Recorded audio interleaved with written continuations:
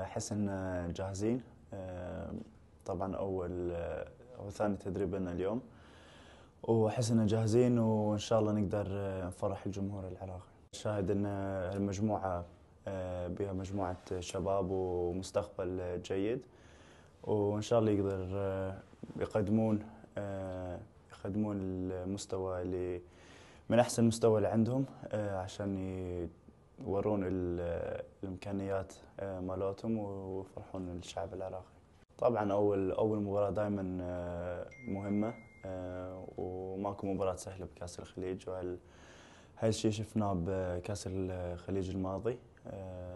وطبعا يمن فريق جيد، فلازم احنا نكون على مستوانا ومستوى اللي احنا دائما نقدمه، فإن شاء الله نقدر نقدم مستوى عالي ونكسب ال3 نقاط.